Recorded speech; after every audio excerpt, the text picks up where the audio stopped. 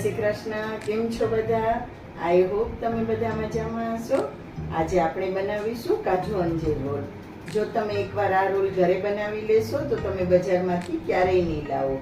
તો ચાલો રોલ બનાવવાનું સ્ટાર્ટ કરીએ. મેં અહીંયા 250 ગ્રામ જેટલા અંજીર લીધેલા છે. અંજીરને 1 કલાક પહેલાં મેં ગરમ પાણીમાં પલાળી દીધા હતા. તમે જોઈ શકો છો આપણે અંજીર એકદમ સરસ પલળી ગયા છે. તો એમાંથી પાણી કાઢી લઈશું અને આપણે એને મિક્સર જારમાં લઈ લઈશું. અને અંજીરની સાથે મેં અહીંયા ખજૂર લીધેલો છે. ખજૂરના બી મેં કાઢી નાખેલા છે. તો પહેલાં આપણે અંજીરને પીસી લઈશું.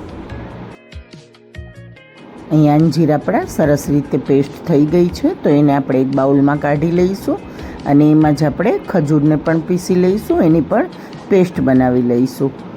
ખજૂરમાંથી મેં બી પહેલાં જ કાઢી લીધેલા હતા, એટલે આપણે અત્યારે ડાયરેક્ટ મિક્સર જારમાં નાખી એની પેસ્ટ બનાવી લઈશું. અંજીર અને ખજૂર બંનેમાં જ નેચરલ શુગર હોય છે, એટલે આપણે શુગર એડ કરવાની બિલકુલ જરૂર નહીં પડે. આપણે જે સ્ટફિંગ બનાવીશું રોલ માટેનું એમાં આપણે બિલકુલ શુગરની જરૂર નહીં પડે. તો તમે આ રીતે ખજૂરનો એકલો યુઝ પણ કરી શકો છો, અથવા તો ખજૂરનો યુઝ કરવા હોય તો એકલા અંજીરનો પણ યુઝ કરી શકો છો. હું અહીંયા બંને લઈ રહી છું. અહીંયા આપણે ખજૂર પણ સરસ રીતે પેસ્ટ બનાવી લીધી છે.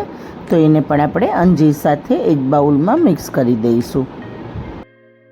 ને તમને ખજૂર વધારે પસંદ હોય અથવા તો અંજીર વધારે પસંદ હોય તો એનું પ્રમાણ તમે વધારી શકો છો. જે ન પસંદ હોય એ થોડું ઓછું પણ લઈ શકો છો, અથવા બંને સરખા ભાગે પણ લઈ શકો છો. તો અહીંયા આપણે બંને પેસ્ટ સરસ રીતે બનાવી લીધી છે. હવે અહીંયા આપણે એક પેન લઈ લઈશું. એમાં 1 ટેબલ સ્પૂન જેટલું ઘી મૂકી દઈશું. અને આપણે ઘી ગરમ થઈ જાય એટલે આપણે જે અંજીર અને ખજૂરની પેસ્ટ બનાવીને રાખેલી છે એમાં એડ કરી દઈશું. ઘી આપણું સરસ ગરમ થઈ ગયું છે. તો અહીંયા પેસ્ટને આપણે એમાં એડ કરી દઈશું ઘીની અંદર જ. ગેસની ફ્લેમને આપણે મીડિયમ ટુ સ્લો રાખવાની છે. આપણે મિશ્રણને 3 થી 4 મિનિટ સરસ રીતે કૂક કરવાનું છે અને સતત ચલાવતા રહીશું એને. મિશ્રણ આપણું થોડું સોફ્ટ થઈ જાય અને કઢાઈ છોડવા લાગે ત્યાં સુધી આપણે એને કૂક કરવાનું છે. આપણું મિશ્રણ કૂક થઈ રહ્યું છે ત્યાં આપણે એને બટર પેપર લઈ લઈશું એક, અને બટર પેપરની ઉપર ઘી લગાવી લઈશું. તમારી પાસે બટર પેપર ન હોય તો તમે કોઈ પ્લાસ્ટિકની શીટ્સ હોય તો એ પણ લઈ શકો છો. તો 3 થી 4 મિનિટમાં આપણું મિશ્રણ સરસ રીતે કૂક થઈ ગયું છે.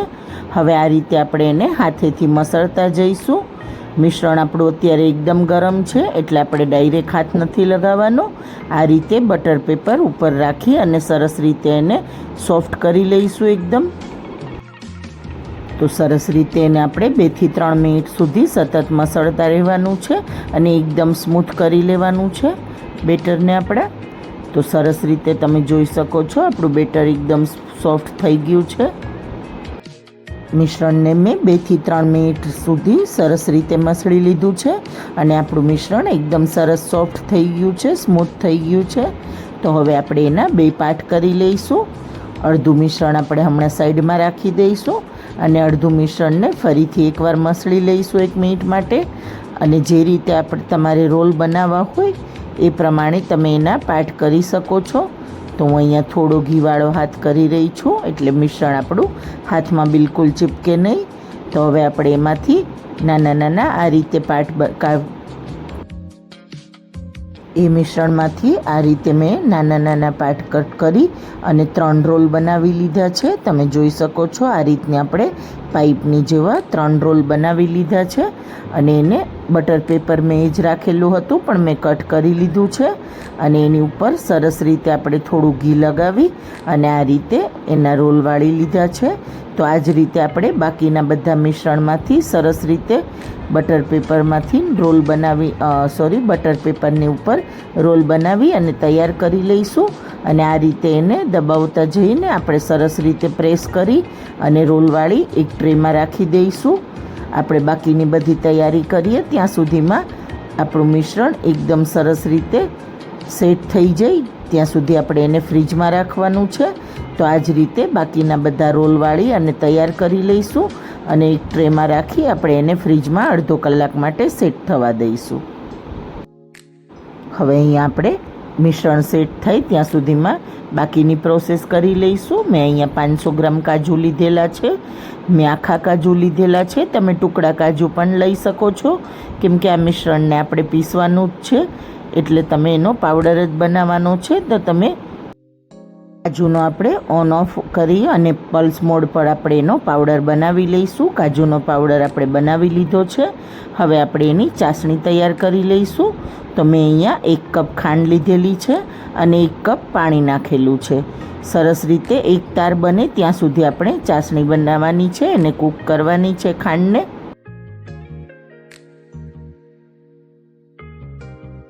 આંગળીમાં લઈને અથવા તો એક ડીશમાં ડ્રોપ્સ મૂકી અને ચેક કરી શકો છો. તો સરસ રીતે તમારી ચાસણી તૈયાર થઈ ગઈ છે આપણી. તો હવે આપણે એમાં મિલ્ક પાવડર એડ કરી દઈશું. મિલ્ક પાવડર ઓપ્શનલ છે, તમારી પાસે હોય તો તમે એડ કરી શકો છો, નહીંતર એના વગર પણ સરસ બનશે તમારી મીઠાઈ.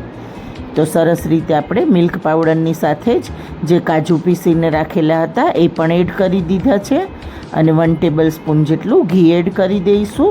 હવે આપણું મિશ્રણ કઢાઈ છોડવા લાગે ત્યાં સુધી આપણે એને સરસ રીતે કૂક કરવાનું છે અને સતત ચલાવતા રહીશું.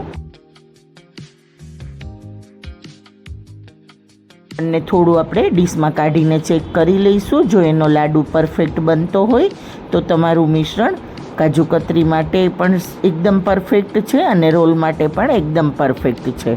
તો સરસ રીતે લાડુ બની રહ્યો છે અને મિશ્રણ આપણું કઢાઈ છોડવા પણ લાગેલું છે.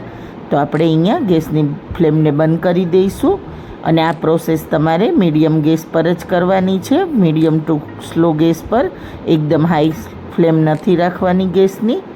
તો સરસ રીતે આપણું મિશ્રણ તૈયાર થઈ ગયું છે. આમાંથી તમે કાજુ કતરી પણ બનાવી શકો છો અને કાજુ રોલ પણ બનાવી શકો છો ફ્રેન્ડ્સ. કાજુ કતરીની રેસીપી તમને મારી ચેનલ પર મળી જશે, તમારે જોવી હોય તો મેં પોસ્ટ કરેલી જ છે. તમે કોઈ નવી રેસીપી જોવા માંગતા હોય તો મને કોમેન્ટ બોક્સમાં જરૂરથી જણાવજો ફ્રેન્ડ્સ, હું મૂકવાની જરૂરથી ટ્રાય કરીશ. મિશ્રણ આપણું એકદમ સરસ લાડુ બને ત્યાં સુધી કૂક કરવાનું છે, હાથમાં બિલકુલ ચીપકે નહીં ત્યાં સુધી. તો અહીંયા મેં એક બટર પેપર લઈ લીધેલું છે. ઉપર થોડું આપણે એમાં ઘી લગાવી દઈશું એટલે મિશ્રણ આપણું બિલકુલ ચીપકશે નહીં. અને મિશ્રણ આપણું ગરમ પણ છે, તો નહીંતર બટર પેપરમાં એકદમ ચીપકી જશે. એટલે થોડું ઘીથી તમે એને ગ્રીસ કરી શકો છો. મિશ્રણ બનાવીને રાખેલું હતું એમાં લઈ લઈશું આપણે કઢાઈમાંથી. અહીંયા મેં 2 પાર્ટમાં મિશ્રણ કરેલું છે, કેમ કે વધારે મિશ્રણ છે એટલે એક પાર્ટમાં બધા રોલ નહીં બને, એટલા માટે મેં 2 બટર પેપર લીધેલા છે અને આ રીતે અડધું અડધું મિશ્રણ બંનેમાં રાખેલું છે. હવે આપણે મિશ્રણ એકદમ ગરમ છે એટલે આ રીતે એને મસળતા જઈશું અને થોડું સોફ્ટ કરી લેવાનું છે આપણે. તમે જોઈ શકો છો આપણું મિશ્રણ એકદમ પરફેક્ટ છે. તમે અત્યારે આની કાજુ કતરી પણ બનાવી શકો છો, એ પણ એકદમ સરસ બનશે. તો સરસ રીતે આપણે આ રીતે બંને મિશ્રણને મસળી લઈશું 2 થી 3 મિનિટ. આ પ્રોસેસ કરવી ખૂબ જ જરૂરી છે ફ્રેન્ડ્સ, તો આ પ્રોસેસ ખાસ ધ્યાનથી કરજો. તો સરસ રીતે આપણે મિશ્રણને મસળી લીધું છે. હવે આપણે એને ઉપર બીજું બટર પેપર રાખી અથવા તો તમે આ રીતે એને વણી શકો છો. વેલણની ઉપર થોડું ઘી લગાવી શકો છો જો ઉપર બટર પેપર ન મૂકવું હોય તો. અને જે આપણે રોલ ફ્રીજમાં મૂકેલા હતા એ પણ સરસ સેટ થઈ ગયા છે, તો એને ફ્રીજમાંથી કાઢી લીધા છે અને આ રીતે આપણે એની ઉપર રાખી દઈશું. અને જે પ્રમાણે તમારે રોલ બનાવવા હોય એ પ્રમાણે હવે તમારે કટ કરતા જવાનું છે મિશ્રણમાંથી રોલને. તો આ જ રીતે આપણે કટ કરી અને બધા રોલ તૈયાર કરી લઈશું. મારી રેસીપી અને મારા વિડીયો જો તમને ગમતા હોય તો મારા વિડીયોને લાઈક, શેર, કોમેન્ટ જરૂર કરજો ફ્રેન્ડ્સ. તમારા ફેમિલી અને ફ્રેન્ડ્સમાં શેર પણ જરૂરથી કરજો. મારી ચેનલ પર નવા હોય તો સબસ્ક્રાઈબ જરૂરથી કરજો ફ્રેન્ડ્સ. અને જો વિડીયો તમે ફેસબુકમાં જોઈ રહ્યા છો તો તમે લાઈક અને ફોલો કરવાનું બિલકુલ ભૂલતા નહીં. તો આ જ રીતે આપણે બાકીના બધા રોલ બનાવી અને તૈયાર કરી લઈશું. તમે જોઈ શકો છો એકદમ સરસ રોલ બનીને તૈયાર થઈ ગયા છે આપણા. તો એને આ રીતે વધારે મોટો લાગતો હોય તો તમે કટ કરતા જઈ અને આ રીતે એને પ્રેસ કરી અને થોડો મોટો કરી શકો છો. તો આ રીતે આપણે બધા રોલ બનાવીને તૈયાર કરી લીધા છે. અડધો કલાક માટે આપણે એને ફ્રીજમાં સેટ થવા દેવાના છે. પછી જ આપણે એને કટ કરીશું, અથવા તમે ડાયરેક્ટ કટ કરી અને પછી પણ એને ફ્રીજમાં સેટ થવા મૂકી શકો છો. હવે હું અહીંયા ચાંદીનો વરખ લગાવી રહી છું. ઓપ્શનલ છે ફ્રેન્ડ્સ, તમારી પાસે હોય તો લગાવી શકો છો. એના વગર પણ સરસ બનશે તમારા કાજુ અંજીર રોલ. એ લગાવવાથી ટેસ્ટમાં કોઈ ફરક નથી પડવાનો, ફક્ત લુકવાઇઝ સરસ લાગશે. એટલા માટે બજાર જેવા લાગશે એટલે આપણે લગાવ્યા છે. તો અહીંયા આપણા બધા રોલ બનીને તૈયાર છે. એકવાર તમે પણ આ રેસીપી ઘરે જરૂરથી ટ્રાય કરજો. Thank you.